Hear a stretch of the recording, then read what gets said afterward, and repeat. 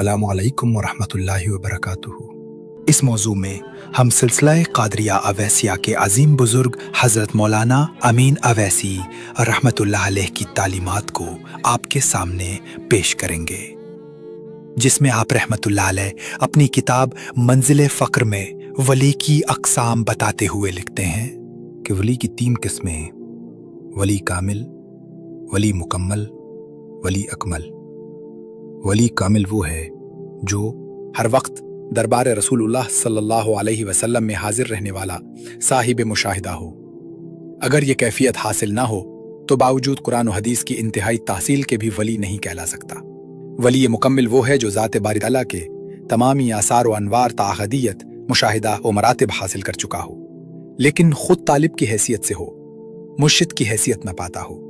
ऐसा शख्स खुद इंतहा को पाता है मगर किसी को मकसूद तक ले जाने की कुव्वत नहीं रखता।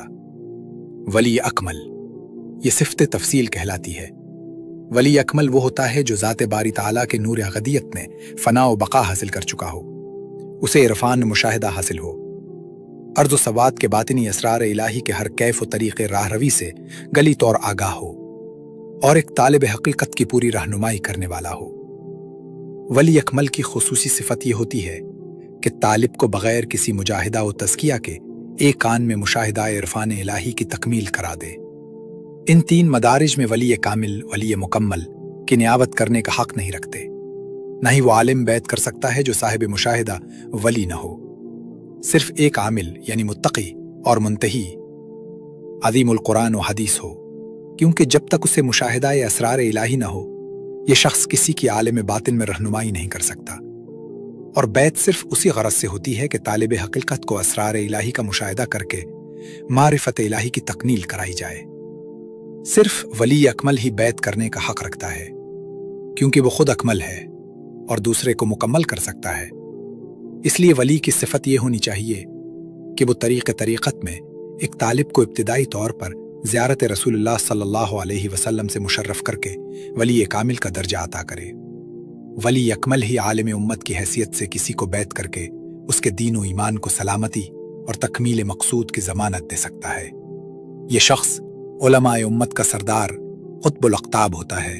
पीर हो तो ऐसा हो, वरना नफ्स परस्त और कज़्ज़ाब आक़िबत का खौफ नहीं रखता कि अल्लाह ताला के सामने एक दिन मुझे जवाबदाह होना है। उसका मकसूद राह दिखाना नहीं होता, वो तो दुनिया की हाजतें पूरी करके अपनी जेब भरता है। हाँ, ये याद रखना जरूरी है कि किसी वली के पास दुनिया की हाजतें पूरी करने के लिए नहीं जाया जाता। वली के पास ईमान का सौदा है, उससे सिवाय ईमान के और तुच्छ हासिल नहीं होता। किसी वली का महज दुनियावी हाजतें पूरी करना महज धोखा देना है। उन्होंने कहा कि अदना हलवा खाने वाला दिल हाल की शान से खाली हो गया है। ऐसे लोग फकर से सिर्फ दुनियावी जाहो दौलत वसूल करते हैं, बज़ाहिर ये अपने आप को आरिफ की हैसियत से पेश करते हैं, और अजीम तरीक़त से बेखबर लोग उन्हें हुजूर अनवर, बादी दीन, सिराज मुनीर, गौसे आज़म, कुतुब ज़मा, मौलाना मुर्शिदना वगैरह वगैरह का अपनी तरफ से खिताब देते हैं। ये लोग इन अलक़ाबात को कबूल करके अपने ज़ाहिर को उसी तरह पेश करते हैं, लेकिन उनके क़ल्ब नूर ईमान से खाली होते हैं। ऐसे लोगों की तकलीद इंसान को गुमराही और नुकसान तक पहुँचाती है, वरना ये सब अलामतें साहरी नमूद की हैं, विलायत की असल नहीं। हाँ, पीर अकमल के पेश होने में तुझे अदब सीखना जरूरी है। जब तू अपने आप को पीर अकमल के हवाले कर दे, तू तो जान ले कि अब तेरी हर शय तेरी मलकियत में न रही, तेरा जाती इरादा भी जाती इरादा न रहा।